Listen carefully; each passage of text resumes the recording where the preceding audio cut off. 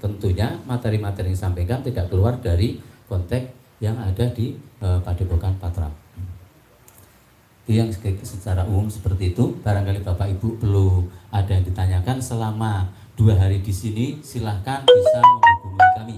Misalkan kaitan dengan parkir kok masih sumpel-sumpelan, nanti saya hubungi kan bagian parkir, nanti sudah ada, tadi di sini sudah komplit semua dari beberapa panitia, bapak-bapak di sini yang membantu kegiatan di sini. Saya ucapkan terima kasih pada kawan-kawan yang telah bareng-bareng bekerja sama sehingga acara ini bisa berjalan yang sesuai yang kita mudah-mudahan kita harapkan.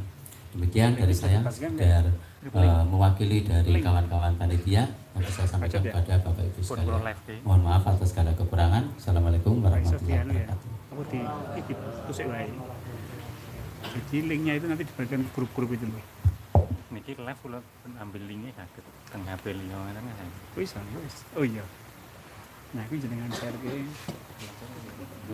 Langsung aja Pak Asif. Iya.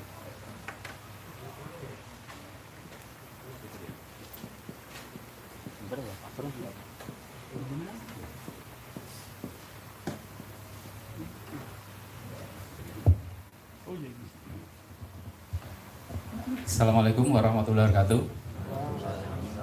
Alhamdulillah, la ilaha illallah wahdahu la syarikalah, lahul mulku wa lahul hamdu, yuhyi wa yumitu wa huwa ala kulli syai'in qadir. Subhanallah walhamdulillah wa la ilaha illallah wallahu akbar. La haula wa la quwwata illa billahil aliyyil azim. Alhamdulillah, pada kesempatan ini mohon untuk saya mohon izin untuk memperkenalkan diri saya. Nama saya Hasim, asal dari Magelang, dan sedikit pekerjaan saya dulu karena sekarang saya full di mengurusi mindfulness di sini. Kebetulan saya dulu pernah diberikan kesempatan untuk belajar sebagai seorang guru di salah satu sekolah kesehatan di Bandung dan berada di divisi kesehatan mental. Nah, misalkan Mbah GP tadi agak nyambung dengan tugas Mbah GP tadi untuk mengurusi yang agak-agak ruwet.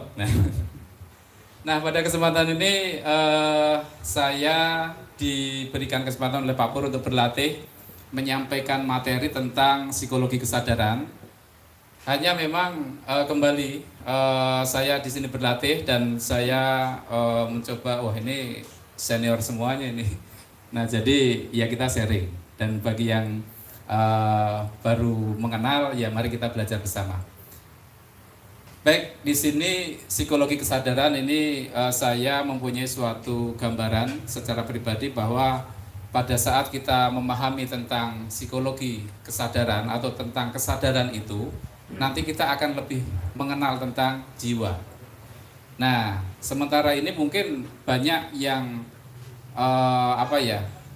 mempunyai suatu persepsi jiwa itu sebenarnya yang mana, atau bedanya antara jiwa dan mental itu sebenarnya beda atau tidak. Next Pak Wid. Satu kali lagi. Ya.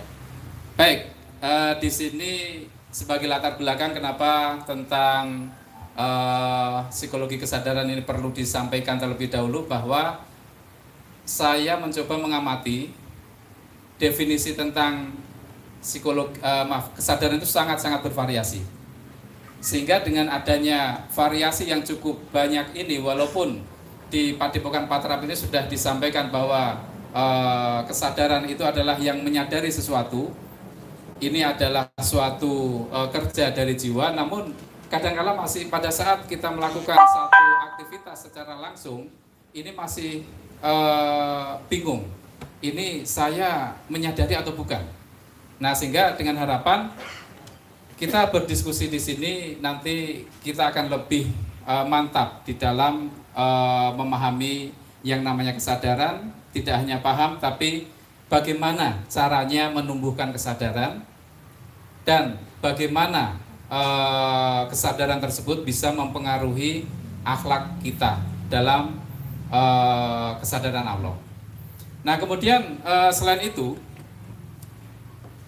dengan adanya pemahaman tentang kesadaran ini diharapkan ya kita di dalam berlatih berzikir nafas, karena zikir nafas ini merupakan salah satu tools yang bisa digunakan untuk mencapai kesadaran Allah. Salah satu ya, karena selain zikir nafas itu masih ada banyak cara. Nah, ini salah satu. Kemudian di sana juga kita coba akan melihat bahwa perkembangan dunia, ya perkembangan di sekitar kita jangan sampai kalah dengan masyarakat sekitar, ya tentang pengenalan tentang kesadaran. Maka kenapa di dalam pertemuan pasca pandemi COVID ini, selain kita memang pertemuan pertama kali, besok juga kita akan launchingkan program baru yang ada di Padepokan ini, yaitu Pusat Kajian Mindfulness Indonesia, dalam rangka untuk mengimbangi perkembangan tentang ketertarikan dunia di dalam masalah kesadaran. Di luar itu kesadaran sudah diulik sama orang. Buktinya apa? Di dalam satu apabila kita mencari tema di internet tentang kesadaran itu, makalah yang keluar itu sangat banyak sekali. Nah, dua tempat di mana kita sering mencari makalah jurnal itu adalah di Prokes, itu hampir 11.000, kemudian di EBSCO itu juga sama. Jadi apabila meneliti itu mencari makalah tentang kesadaran itu sudah sangat banyak sekali. Artinya apa? Artinya bahwa orang itu sudah mulai berpikir kesadaran itu apa. Dan Barat pun, next Pak, dan Barat pun juga sudah mulai melirik tentang kesadaran itu. Dengan adanya apa? Ya sekarang banyak sekali satu metode-metode di dalam terapi, di dalam modalitas dalam menangani permasalahan mental, permasalahan psikis itu dengan meditasi. Nah, di sana perkembangan-perkembangan yang membuat dunia itu lebih aware, lebih ingin mengenal kesadaran, itu diantaranya adalah berkembangnya satu pengetahuan tentang kognitif. Nah, kognitif itu apa? Kognitif adalah mempelajari cara berpikir orang. Nah, di dalam cara berpikir manusia itu ada proses berpikir yang disebut kognisi, ada afektif atau yang disebut sikap, dan perilaku atau yang disebut konasi. Di sana juga ada emosi, ada perasaan, marah dan segala macam.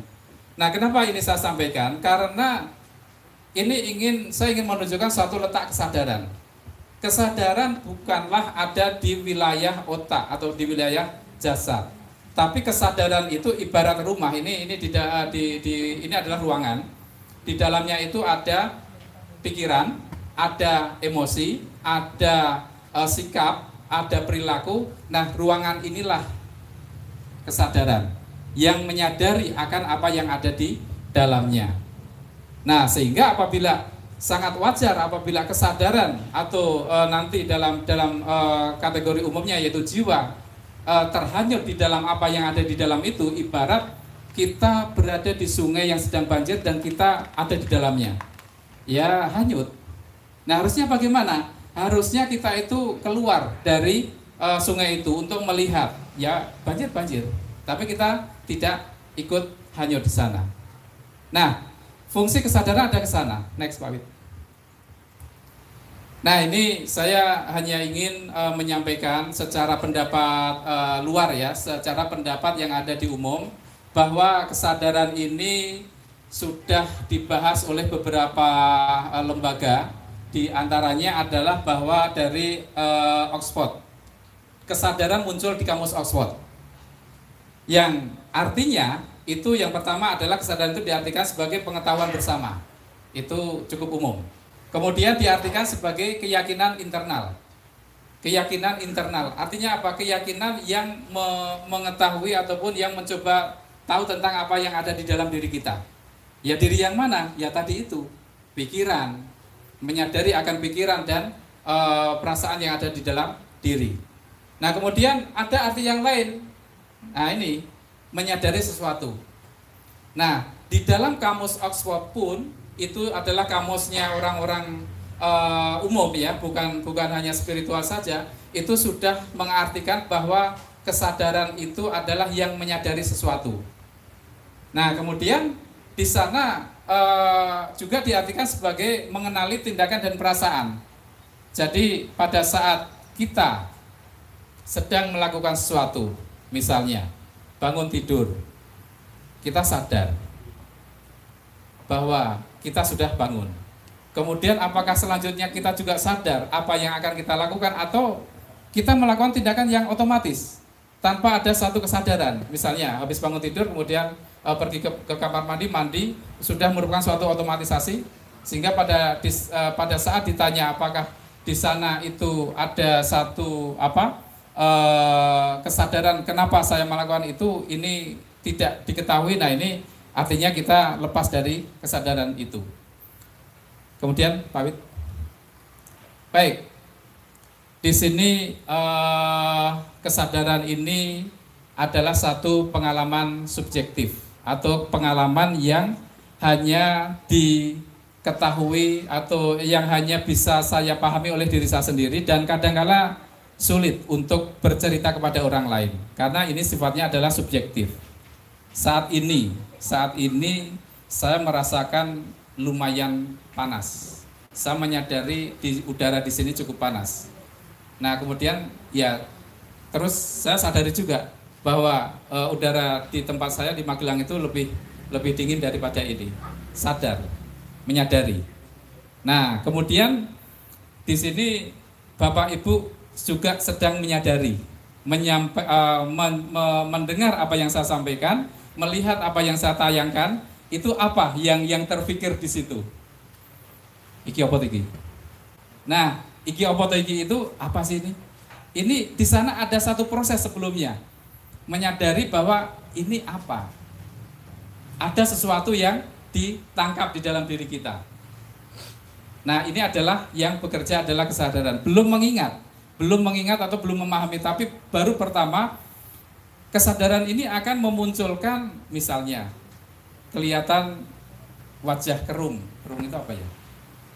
Kelihatan wajah agak-agak ini, dahinya itu mengkerut. Itu artinya di sana itu berpikir. Kenapa bisa seperti itu? Karena sebelumnya ada satu kesadaran yang muncul, kesadaran yang melihat atau menyadari ini apa ini yang disampaikan ini, sehingga baru masuk ke dalam pikiran, dicerna di dalam sebuah pikiran. Nah, apabila itu sudah masuk ke pikiran, kesadaran menyadari, wah itu saya nggak setuju, wah itu ini apa yang dia sampaikan itu saya paham. Nah, kesadaran di sana, sehingga pada saat nanti kita melakukan satu tindakan, saya menyadari tidak.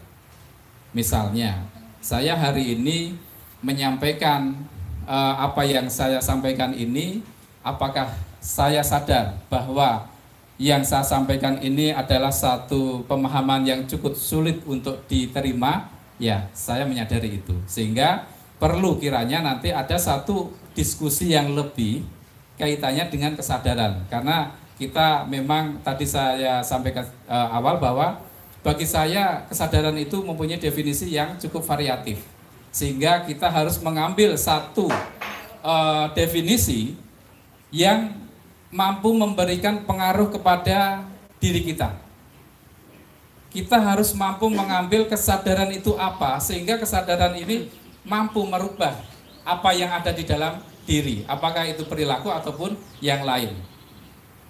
Nah, di dalam kesempatan ini kita sama-sama belajar tentang kesadaran yang disampaikan oleh di Padepokan Patrap ini, bahwa di sana ada beberapa tingkat kesadaran. Yang pertama adalah kesadaran fisik, contohnya adalah pada saat kita bangun, tidur. Tidur ini adalah ya kondisi walaupun itu juga kesadaran ada, tapi begitu bangun menyadari, oh ini sudah pagi. Nah, itu kesadaran pertama yang kita rasakan, kesadaran pagi, kesadaran fisik. Kemudian habis itu di sana ada kesadaran jiwa yang istilahnya lebih mengarah kepada tindakan yang lebih dalam lagi. Misalnya, saya menyadari perut saya, misalkan jam 4 itu sudah mulai terasa harus mengeluarkan bebannya. Nah, ini saya sadari atau tidak? Apabila saya sadari, saya menyadari jam itu adalah memang waktunya. link YouTube. Sehingga pada saat jam itu saya tidak akan mengabaikan kebutuhan itu, sehingga apabila sudah terabaikan, biasanya itu sampai jam 7 itu nggak akan bisa, sampai berikutnya, hari berikutnya, karena itu sudah menjadi kebiasaan. Nah, pada saat kesadaran saya ada, ya saya jalankan. Ini masih berada pada kesadaran fisik. Artinya apa? Siapa yang menyuruh jam 4 itu untuk masuk ke kamar mandi dan melaksanakan tugas? Apakah harus disuruh? Ya, kesadaran itulah kesadaran.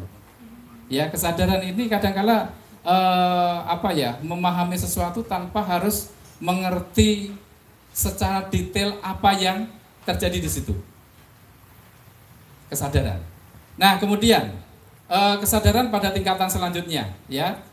Kita menyadari nafas, kita menyadari pikiran. Bapak Ibu, hari ini ada yang sedang galau? Mbak Bejo. Ada yang sedang bingung sesuatu? Ada yang sedang memikirkan rumah? Nah, ini adalah suatu pikiran yang apabila di dalam bidang saya, yaitu di dalam bidang kesehatan mental, orang yang menyadari akan apa yang dia pikirkan, yang dia rasakan perasaannya, itu akan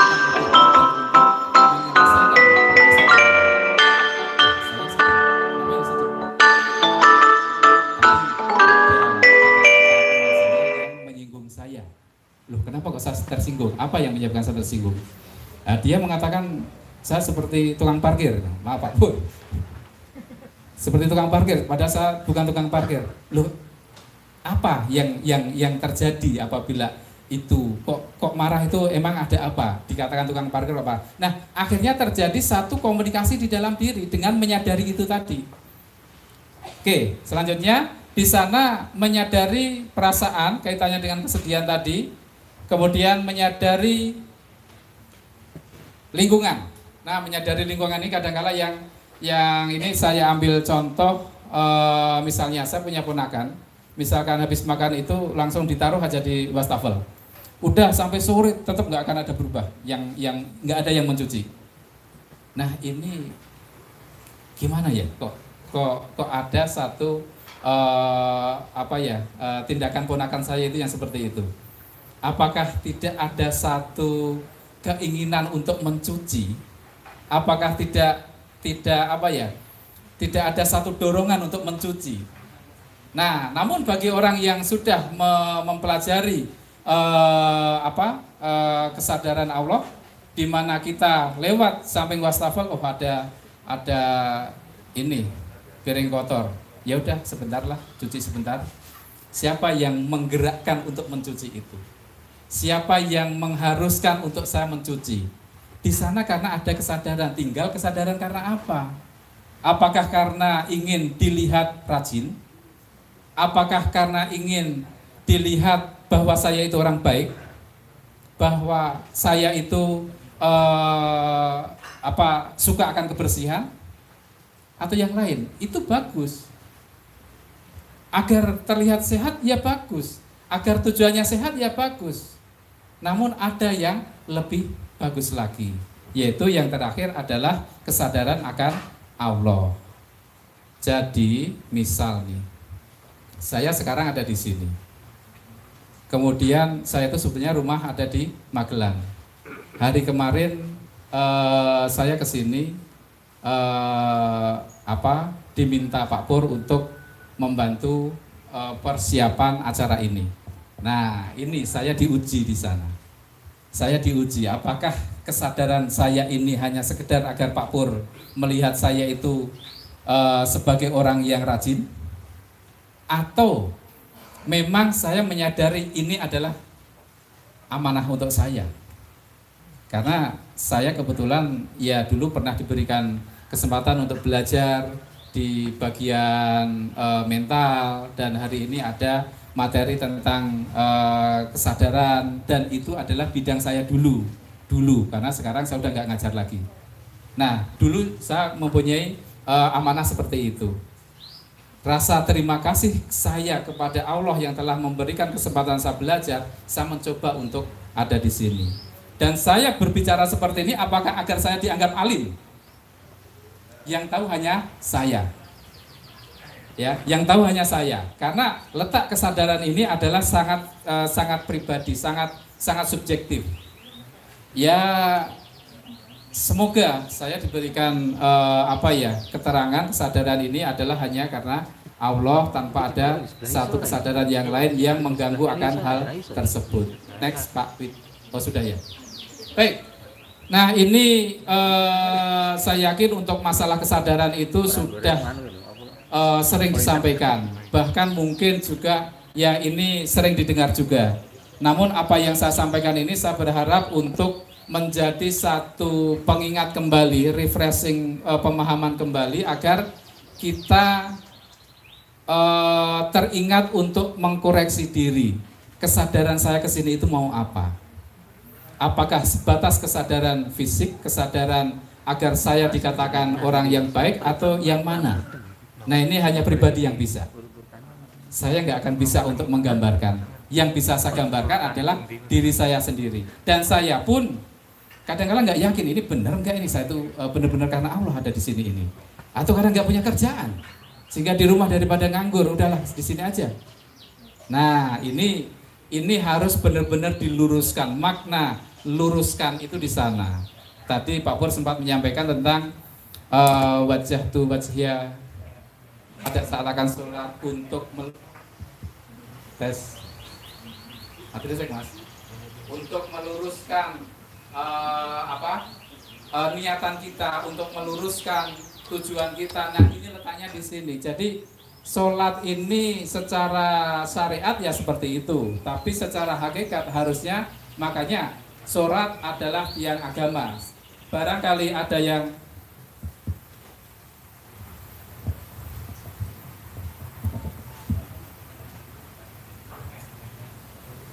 tes, ya, terima kasih Pak Mun.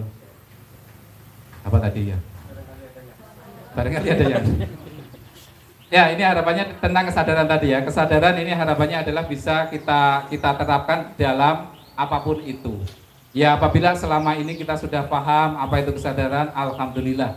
Namun yang perlu selalu kita latih karena di sana adalah naik turunnya cobaan itu selalu ada. Kemarin bisa cobaan A dengan tingkat yang seperti ini, sekarang dicoba dengan tingkat yang B seperti ini.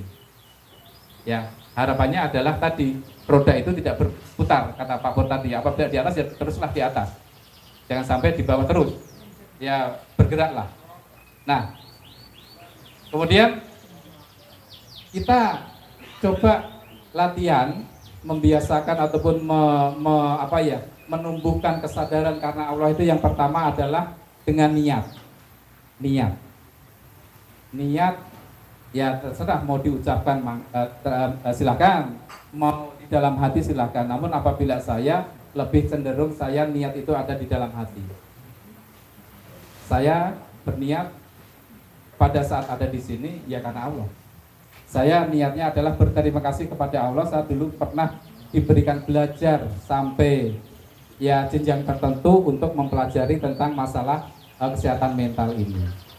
Sehingga harapannya apa? Ilmu yang sudah saya miliki itu adalah merupakan suatu amanah dari Allah yang harus saya jalankan perintah-perintah dari konsekuensi dari ilmu itu.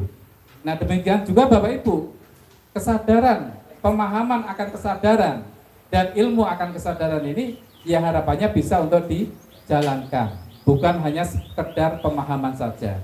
Karena ini nanti efeknya adalah apa yang akan dibicarakan oleh Pak Wid dan Mbak Bejo, yaitu tentang masalah menerima, bersyukur, dan Pak Pur tentang mengagungkan atau Allahu Akbarnya itu.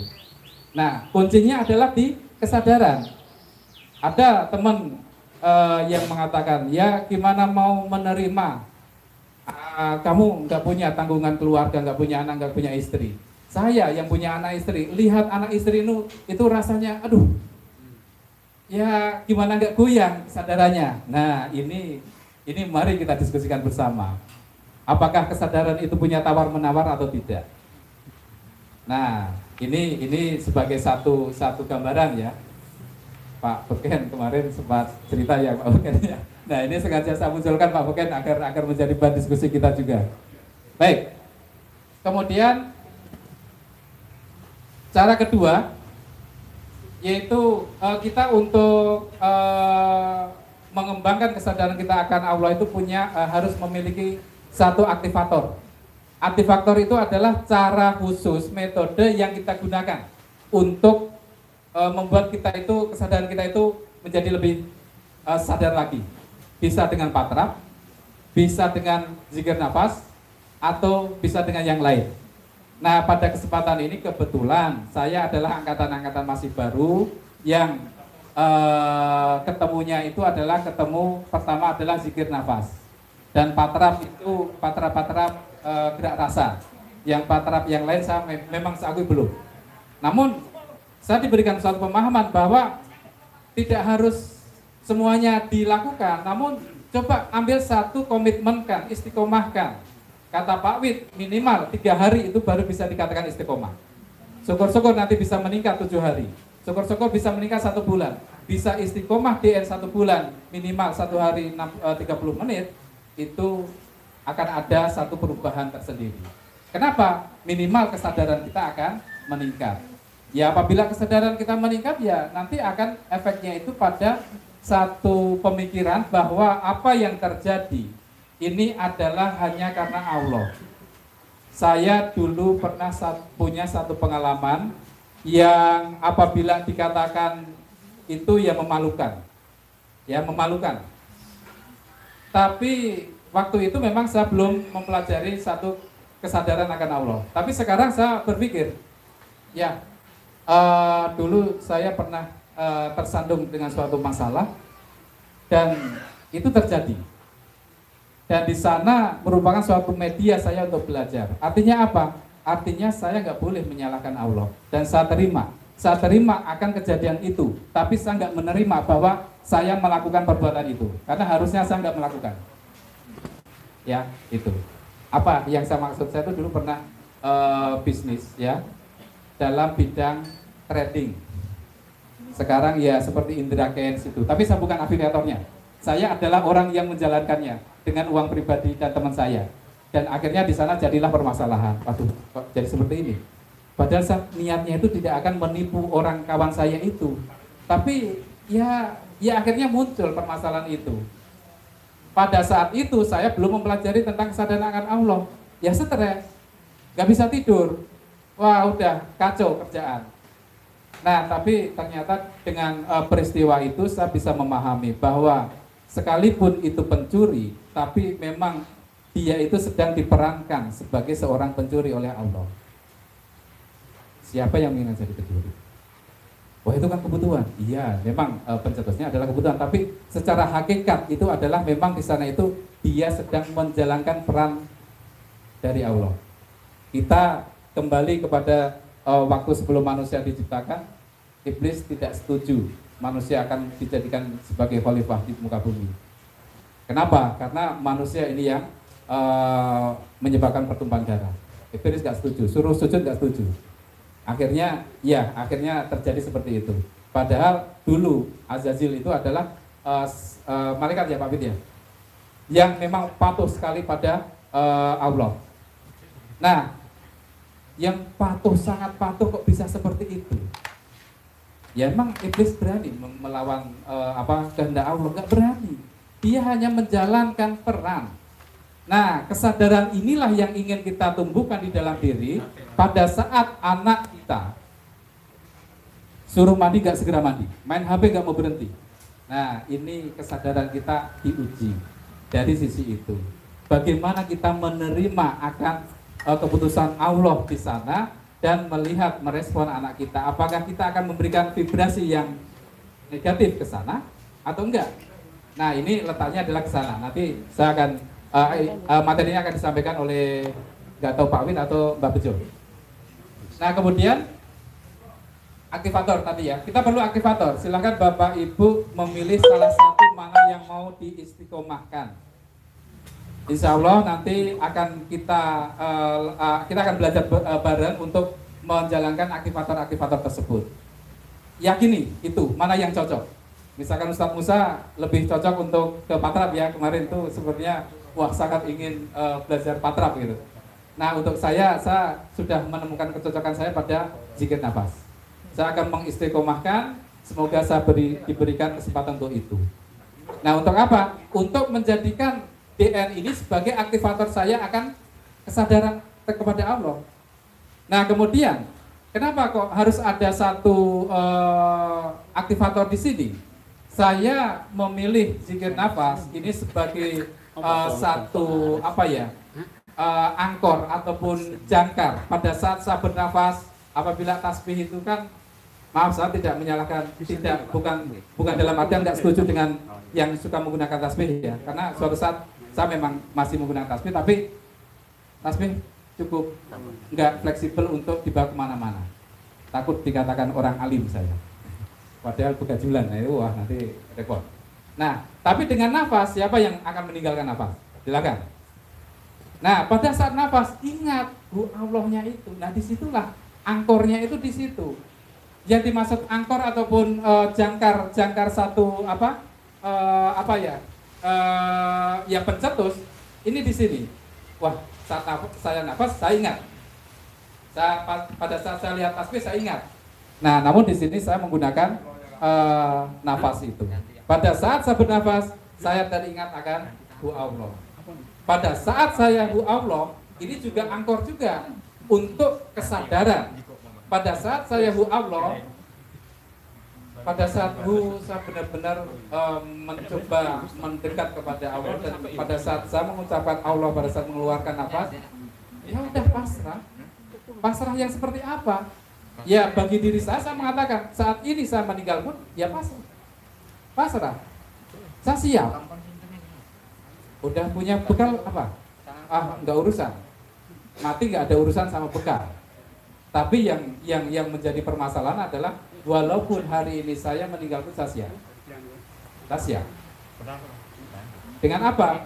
Apakah benar? Ya saya nggak tahu, orang saya juga ini saya belum dikasih mati ya, tapi ya semoga saya selalu terkoneksi. Apabila memang itu meninggal hari ini, insya Allah itu memang sudah kehendak Allah.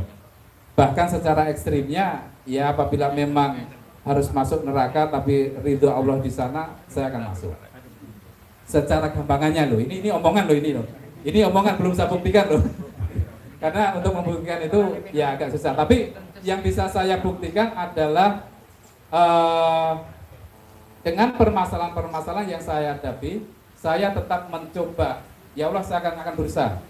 Saya akan jalankan amanahmu bagaimanapun sulitnya.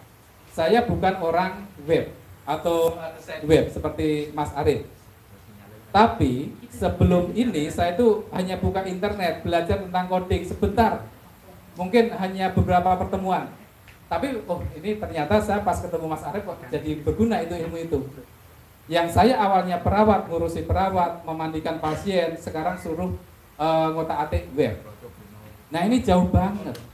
Nah, tapi ya karena ini adalah amanah yang saya pegang, amanah yang awalnya adalah mindfulness ini yang sudah saya bawa sejak dulu, akhirnya web yang bukan bidang saya pun saya akan pelajari. Saya akan mengotak-atik minimal cara mengedit isi web. Apabila membuat template web itu bukan bagian saya, bagian Mas Arif. Nah, contohnya itu. Ya, ini kan satu saya mengatakan ini sebagai suatu contoh dalam kehidupan saya. Saya dulu tidak pernah bercita-cita ingin menjadi seorang yang mengurusi mindfulness. Karena saya dulu adalah disekolahkan oleh orang tua saya untuk menjadi seorang perawat. Perawat itu ya ada di rumah sakit, tapi ternyata saya ada di pendidikan. Karena ketertarikan diri saya itu ada di pendidikan. Kemudian di pendidikan pun juga selesai, tidak sampai pada pensiun pendidikan, tapi saya akhirnya ada di sini. Siapa yang menggerakkan, siapa yang memposisikan, siapa yang menciptakan COVID itu sehingga saya harus termasuk di dalam daftar pengurangan karyawan, sehingga harus bertemu Pak Pur. Coba saya nggak keluar dari kantor, saya mungkin nggak akan ketemu Pak Pur. Tapi ya wallahualam, Allah maha tahu bagaimana cara mempertemukannya. Nah, termasuk Bapak Ibu yang ada di sini. Saya ingat kemarin saat wawancara dengan peserta santri sadar Allah di Purworejo. Saya tanya, Kenapa dari sini? Yang menyuruh untuk ikut santri sadar Allah siapa? Saya dipaksa orang tua. Oke. Artinya di sana kesadarannya masih pada dipaksa orang tua. Saya berharap nanti hari Sabtu, Sabtu ya Pak ya selesainya. Nanti hari Sabtu dia sudah berubah kesadarannya. Karena apa? Kesadaran ini memang dia memerlukan satu trigger. Dengan trigger ini harapannya adalah mampu meluruskan. Dan di sini pun saya berharap bukan sebagai guru, karena tidak patut apabila saya menjadi seorang guru di sini. Saya hanya sekedar melatih diri untuk berbicara di depan Bapak Ibu semuanya, mengecek pengetahuan saya tentang kesadaran, dan nanti akhirnya sama-sama kita berlatih tentang masalah pengaktifasian kesadaran. Baik, next Pak Wid. Ya, 3 nafas kita tahu bersama, di sana ada formal dan tidak formal. Yang formal itu yang seperti apa itu sudah sangat umum, kita sering dengar. Namun yang di sini ingin saya sampaikan adalah mari kita sama-sama untuk mengistiqomahkan. Saya sangat ingat sekali apa yang disampaikan oleh Pak Wid. Pak Wid ini adalah orang pertama yang ngobrol dengan saya tentang sadar Allah sebelum Pak Pur, karena saya dibawa ke sini oleh Pak Wid tentang sadar Allah, tentang zikir nafas.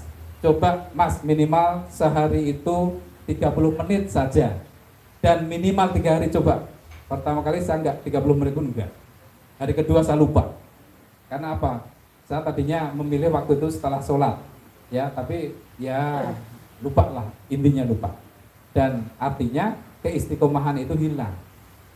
Nah, ini adalah cara. Baik Bapak Ibu, sadar Allah merupakan zikir nafas merupakan suatu alat untuk meng-on-kan kita guna melakukan satu kesadaran terhadap Allah. Next. Ini terakhir. Kita nanti apabila masih ada waktu, saya mohon masukan, bukan diskusi ya, karena mungkin yang nanti bisa menjawab tentang diskusi adalah Pak Pur. Kita minta masukan kan daripada senior-senior kita, bagaimana tentang kesadaran itu sendiri. Nah, di sini kesadaran akan seharusnya hidup, memaknai hidup, dan Allah dengan segala kebesarannya, Allah selalu melihat kita. Kesadaran hakikat manusia sebagai khalifah. Khalifah ini, maaf, ini cukup sensitif. Khalifah bukan, tidak ada hubungannya dengan Khalifatul Muslimin ya. Ini khalifah di sini adalah peran sebagai pengelola. Ya, pertama yang mengelola diri. Yang sudah berkeluarga ya mengelola keluarga, memanage keluarga akan selalu baik dan lebih luas lagi.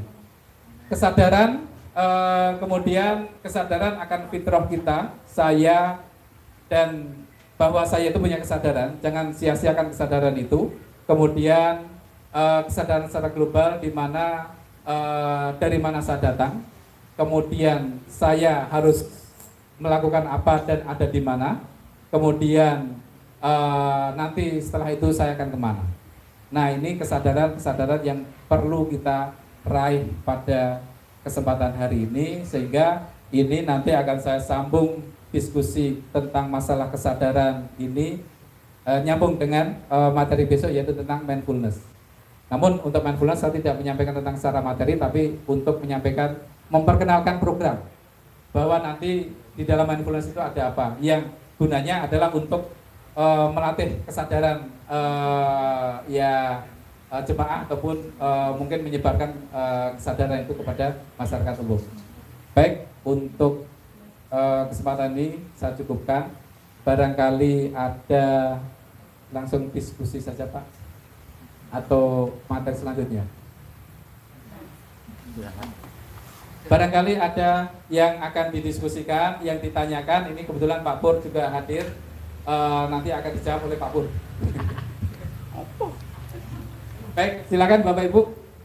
Ada yang ingin didiskusikan kaitannya dengan masalah kesadaran, aktivasi kesadaran, dan permasalahan yang masih dimiliki tentang kesadaran. Mungkin saya sudah merasa mempunyai kesadaran Allah, tapi pada saat ada suatu masalah ini kok masih goyang. Nah, ini apakah kesadaran saya ini memang sudah seharusnya seperti itu atau yang seperti apa? Silahkan, mungkin Pak Pur akan ada yang disampaikan. Ya, cukup. Silakan, mumpung ada Pak Pur. Ya, mangga Pak, silakan Pak. Ya, terima kasih atas kesempatannya. Assalamualaikum warahmatullahi wabarakatuh. Sebelumnya perkenalkan, saya Trimanto dari Boyolali. Saya di sini hanya ingin menyampaikan berbagi saja nggih Pak terkait dengan kesadaran ini. Kalau menurut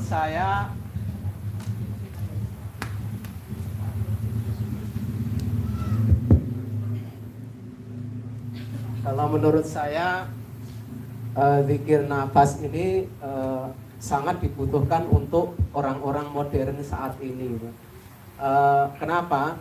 Yang pertama, orang-orang modern itu kan sangat sibuk sekali dengan berbagai aktivitas gitu ya, dan bahkan sebagian dari kita mungkin sering terburu-buru gitu ya, sering merasa tidak tenang gitu kan. Kemudian yang kedua, tingkat stres kehidupan kita pun juga di zaman sekarang ini sangat tinggi gitu. Jadi tekanan-tekanan hidup, kemudian juga kondisi lingkungan sosial ekonomi di sekitar kita dan sebagainya gitu. Kemudian yang ketiga, termasuk juga zaman sosial media. Nah ini kalau kita tidak bisa mengendalikan diri, mengendalikan kesadaran kita, kita mudah sekali terbawa arus ya, karena banjir informasi yang setiap detiknya itu bisa berubah gitu. Kalau kita tidak melatih kesadaran kita, kita benar-benar akan terbawa arus dan kemudian pada akhirnya bisa tenggelam seperti itu. Jadi intinya menurut saya sih zikir nafas ini sangat bermanfaat lagi, terutama untuk kita-kita di saat seperti ini ya. Tentunya walaupun saya pribadi mempraktekannya mungkin belum sebanyak yang lain atau belum seistiqomah yang lain, tapi saya berusaha untuk bisa mempraktekannya setiap hari dan juga bisa merasakan manfaatnya dalam kehidupan nyata seperti itu. Barangkali itu saja, terima kasih. Assalamualaikum warahmatullahi wabarakatuh. Terima kasih Pak untuk responnya, dan ini tidak perlu direspon ya karena bukan sifatnya pertanyaan ataupun yang lain, dan barangkali dari Bapak Ibu yang lain akan menyampaikan mungkin kesulitan masih belum kliknya menemukan kesadaran itu yang seperti apa atau yang seperti apa. Kami persilahkan, silakan Pak. Terima kasih. Assalamualaikum warahmatullahi wabarakatuh. Terima kasih kesempatan yang diberikan kepada kami semuanya tentunya. Sebelumnya kami perkenalkan, saya Pak Samin dari Purwokerto. Alhamdulillah Allah memperjalankan saya dari Purwokerto. Tadi berangkat dari Purwokerto jam 6:30 sampai sini pas lagi sholat. Jadi ketika Pak Pur menyampaikan apa yang disampaikan ketika mau sholat, saya nggak mendengar, bahkan saya masbuk sholatnya. Kemudian yang ingin saya tanyakan di sini yaitu bagaimana sikap kesadaran kita ketika dihubungkan dengan amar ma'ruf nahi mungkar. Itu saja Pak. Terima kasih. Assalamualaikum warahmatullahi wabarakatuh. Assalamualaikum. Langsung Pak Pur. Oh ya. Baik, di sini waktunya sudah mepet ya. Kita coba akan menyampaikan secara singkat. Amar ma'ruf nahi mungkar. Amar ma'ruf nahi mungkar itu kan intinya saling mengingatkan ya Pak ya, saling mengingatkan bahwa kita ya letaknya pada niat.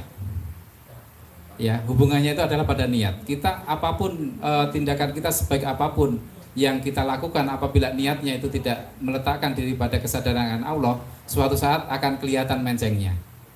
ya suatu saat godaan itu amar ma'ruf akhirnya melenceng pada sisi yang lain itu bisa. Karena ya nggak usah diambil satu contoh, namun banyak sekali yang beberapa lembaga-lembaga yang di sana itu tujuannya adalah untuk amar ma'ruf nahi mungkar, namun kok agak ini ya meresahkan ya. Nah sehingga barangkali karena yang namanya kesadaran itu kan dia yang memahami, barangkali dia masih kurang meletakkan pada titik kesadaran tersebut. Mungkin itu Pak. Pak Pur ada yang ditambahkan? Cukup ya Pak ya. Baik Bapak Ibu, sementara cukup karena ini nanti akan diteruskan diskusi melanjutkan tentang kesadaran, yaitu tentang masalah menerima, kemudian berterima kasih dan T ketiga. Namun untuk kesempatan ini saya cukupkan terlebih dahulu dan terima kasih atas perhatiannya. Waktu masih panjang untuk diskusi, nanti kita sama-sama diskusi tentang masalah kesadaran di luar forum yang terjadwal. Baik, terima kasih. Saya akhiri. Mohon maaf apabila ada kurang salah di dalam tutur kata saya, kurang sopan di dalam sikap saya menyampaikan materi ini. Saya mohon maaf. Saya akhiri. Assalamualaikum warahmatullahi wabarakatuh. Ya Bapak Ibu, ini istirahat persiapan maghrib. Ya. Monggo di belakang ada minum-minuman, bukan keras tau ya, tapi minuman-minuman segar. Anget ya, anget. Silahkan ada snack dari